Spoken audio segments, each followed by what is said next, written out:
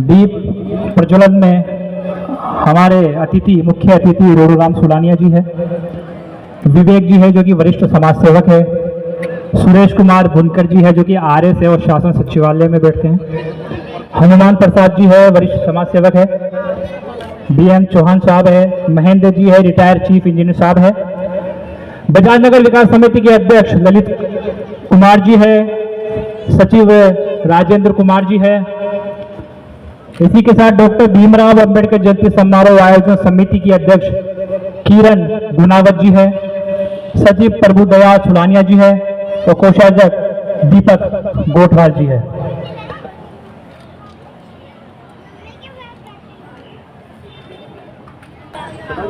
इसी के बीच मोहित जी मूलचंदानी जी भी हमारे बीच है जो कि एक वरिष्ठ समाज सेवक है, वो हमारे बीच यहाँ पे उपस्थित है। वो भी दीप प्रज्वलित कर रहे हैं और बाबा साहेब को नमन कर रहे हैं। तो अतिथियों से निवेदन है, प्लीज़ आप लोग अपना स्थान ग्रहण कर लीजिए।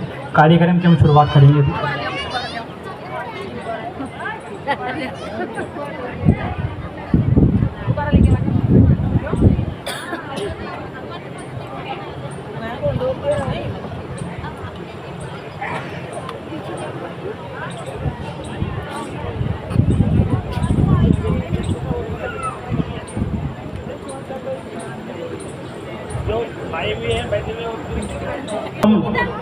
ये हमारी संविधान की तो देन है।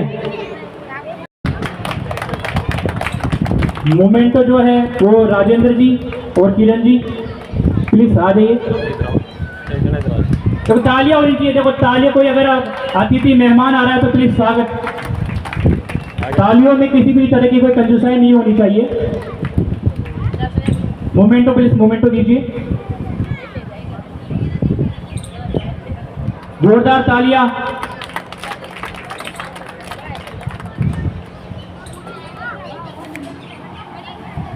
महेंद्र जी टाटीवाल जी ने बहुत अच्छे अच्छे अपने विचार रखे और अपना अनुभव इन्होंने शेयर किया आप लोगों के सामने। गीता से चलता है ना बाइबल कुरान से, गीता से चलता है ना बाइबल चलता है देश हमारा भीम के संविधान से, चलता है देश हमारा भीम के संविधान से। हम आज ऐसी शख्सियत को नमन करते हैं और आज ऐसी शख्सियत का जन्मदिन मनाने के लिए उपस्थित हैं। आप सभी को अंबेडकर साहब की जयंती की शुभकामनाएं और अंबेडकर साहब की जो हमारे हम सभी के दिलों में हृदय की गहराइयों तक यदि कोई समा रखा है तो हमारे बाबा साहब अंबेडकर हैं। हम अंबेडकर साहब के चरणों में पुनः नमन करते हैं। बाबा साहब डॉक्टर भीमराव अंबेडकर साहब को नमन करता हूँ। तत्पश्चात मंच पर विराजमान शख्सियतों को और उपस्थित ये पहला कार्यक्रम देख रहा हूँ जिसमें महिलाओं की संख्या ज़्यादा है।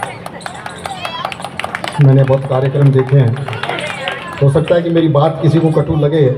देर मेरी इसलिए हुई कि चूँकि सुबह 3 बजे से हम 21 किलोमीटर की बाबा साहब की run for equality, run for constitution की दौड़ रहे थे। घर जाके नाके आया हूँ तो लेट हो गया। लेकिन मैं इतना कहना चाहूँगा कि चंद पंक्तियाँ हैं, अगर किसी को बुरा लगे तो उसको यहीं छोड़ के चले जाना, अच्छी लगे तो उसको अपनाना। कि सियासतदानों ने कहा है कि नारों से बदलता है ज़माना, सियासतदानों ने कहा है नारों से बदलता है ज़माना।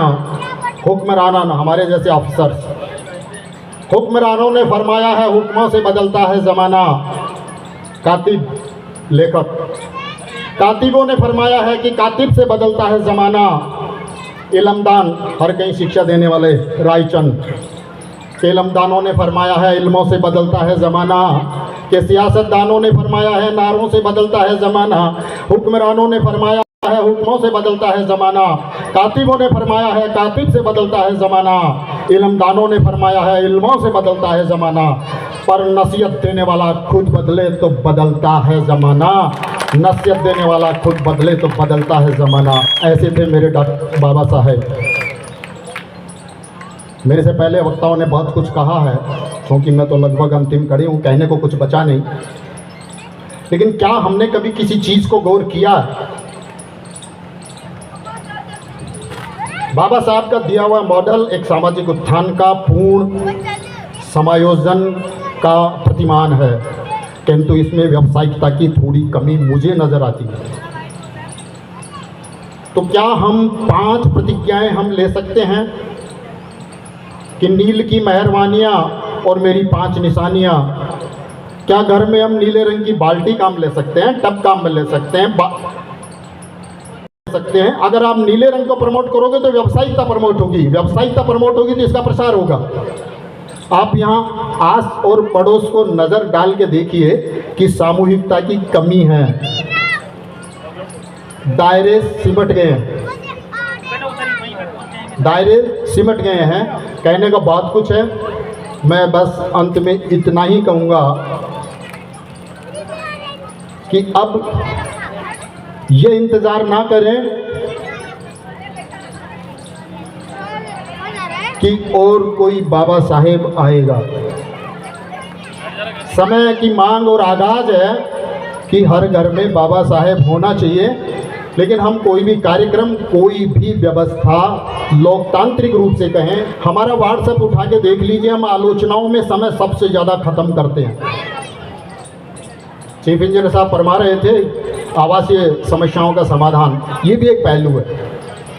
तो क्या हम सुबह उठ कर के ही व्हाट्सएप पर किसी अन्य दिगर व्यक्ति, किसी धर्म, समाज या संस्था कि अगर आलोचना छोड़ करके हम समालोचनाओं में कोई अच्छाइयाँ ग्रहण करें तो हमें नकारात्मकता से सकारात्मकता मिलेगी? ये मेरा व्यक्तिगत मानना है, कोई माने या ना माने। बाकी आप व्हाट्सएप का मूल्यांकन कर लीजिए, 80% क्रिटिक्स में ही समाप्त होता है। प्रातःकाल वंदनीय आलोचना, रात्रिकालीन समापन भी आलोचना, अर्थात हमने जहाँ से जो शुरुआत की थी उसी शुरुआत से समाप्त कर रहे हैं। ये मेरा रिक्वेस्ट है। किसी को अच्छा लग सकता है, किसी को बुरा लग सकता है। हमारी वर्तमान पीढ़ियाँ प्रोग्रेस तो कर रही हैं, लेकिन वो बुकिश होने के बजाय स्क्रीनिश होने जा रही हैं और होती जा रही हैं। घरों में अगर किताबों की संख्या घटेगी तो आप मान के चलिए कि आपकी बौद्धिकता का पतन उतना ही होता जाएगा। तो मेरा सबसे रिक्वेस्ट है, जो हमारी पीढ़ियां हैं, क्योंकि हम तो पिता की भूमिकाओं में हैं, इसलिए एक रिक्वेस्ट युवा पीढ़ी से करना चाहेंगे। मोबाइल और टेक्नोलॉजी और स्क्रीन अपनी जगह उपयोगी तो है, लेकिन वो सर्वांगीण नहीं है। आप बच्चा कलम, नोटबुक और बुक तीनों का कोऑर्डिनेशन खो चुका है, अर्थात वो लिखने के मामले में आलसी होता जा रहा है, क्योंकि उसको मटेरियल मोबाइल पर मिल जाएगा, मटेरियल लैपटॉप पर मिल जाएगा। अगर लैपटॉप और मोबाइल पर मिलेगा तो वो रात को पढ़ेगा, देर रात तक पढ़ेगा, और देर रात तक पढ़ेगा तो उसका दिमाग थकान की तरफ जाएगा। दूसरे दिन उसे प्रतियोगिता परीक्षाएं देनी होती हैं, जिस समय उसके दिमाग को सक्रिय होना होता है उस समय वो दिमाग रेस्ट मांग रहा होता है। क्योंकि मैं भी पास न जाने कितनी डगर से गुजरता गुजरता इस पद पे आया हूँ, मैं जानता हूँ मैंने क्या क्या पापड़ नहीं बेले, लेकिन अगर ये शख्सियत ना होती तो शायद आज मैं पापड़ बेलने योग्य भी नहीं होता। तो हमारी जनरेशन जो थी वो बुकिश थी। आज की जनरेशन मोबाइल और टेक्नोलॉजी एक पार्ट हो सकता है, लेकिन अनिवार्य नहीं। बच्चा रो रहा है तो माँ मोबाइल पकड़ा देती है, वो खुश। हम कहाँ ले जा रहे हैं? पिता पकड़ा देता, कहाँ ले जा रहे हैं? मैं दावे के साथ कह सकता हूँ कि अगर मोबाइल और लैपटॉप की स्क्रीन हमारी बौद्धिकता का क्षरण कर रही है, चीफ इंजीनियर साहब विराजमान है, क्योंकि टेक्नोलॉजी की ज़्यादा ज्ञाता है, मैं दावे के साथ कह सकता हूँ। कहने को मेरे पास बहुत कुछ है, अगर किसी को बुरा लगा हो तो मुझे यही क्षमा करना, लेकिन मैं जाते जाते एक रिक्वेस्ट करता जाऊँगा कि क्यों नहीं हम नील रंग को व्यवसाय में भी प्रमोट करें। बहुत छोटी छोटी चीज़ें, बहुत छोटी छोटी चीज़ें। भगवा आस्था का प्रतीक होने के साथ साथ व्यवसायिकता में जा चुका। हम आलोचना करते करते रह गए।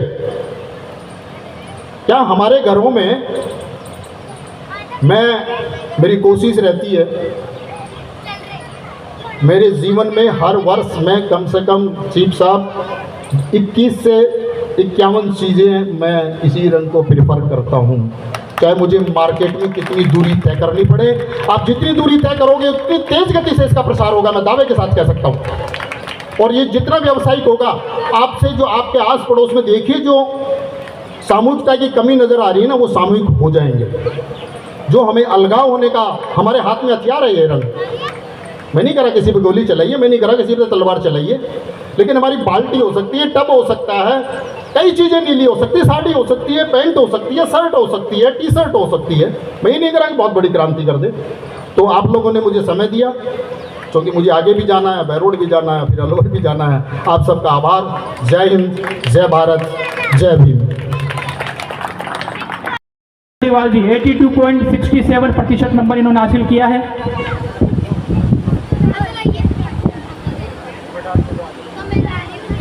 इन्हें दुपट्टा, मोमेंटो और प्रमाण पत्र दिया जा रहा है। अब नेक्स्ट नाम निधि, पिताजी के नाम महेश कुमार बेरवा जी। निधि जी ने 83.67% नंबर हासिल किया है। उनके पिताजी भी यहाँ पर उपस्थित हैं हमारे साथ। तो मैं चाहूँगा कि उनके पिताजी भी, महेश जी प्लीज़, आप भी एक सक्रिय कार्यकर्ता रहे हैं, तो प्लीज़ आप भी अपने बेटे के साथ यहाँ पधारें। निधि जी 83.67% इन्होंने हासिल किया है। दुपट्टा, प्रमाण पत्र और मोमेंटो उनको दीजिए।